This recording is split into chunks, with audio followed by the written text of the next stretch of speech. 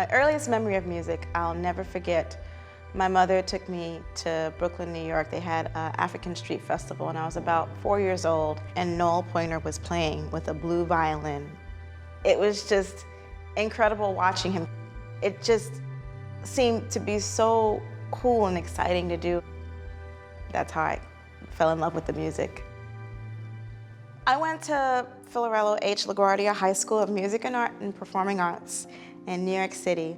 This school is, well, it was known to be the Fame School. There was this television show in the 80s called Fame with Debbie Allen. It was basically the school where you walk in and kids are dancing on the lunch tables and people are jamming in the hallways. In reality, it wasn't really like that. It was kind of interesting because there were some egos and there was some sexism, and there was also some bullying intertwined with the sexism. When you're a 14, 15-year-old girl playing an instrument that's not typically an instrument as you see women playing, it can be challenging socially, but then also within the band setting, it can be kind of an interesting dynamic. There were only 4 of us young women, and for us girls, we had to make a pact with each other to support and love each other despite how we were treated.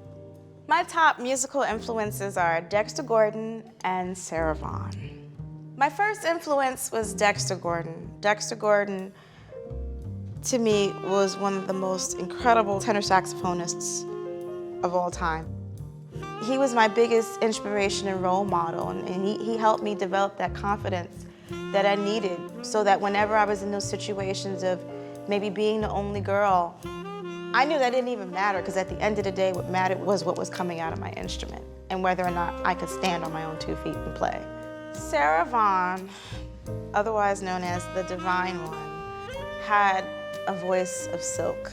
I used to have a thing where I would come home after school and I'd take my hairbrush, I'd put my headphones on, turn up the volume, because you could hear like the reverb in listening to the record.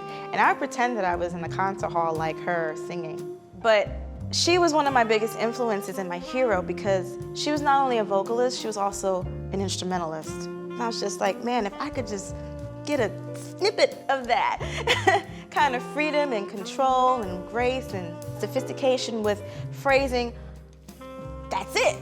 And when I found out that she played piano, I was like, oh, smack, dang.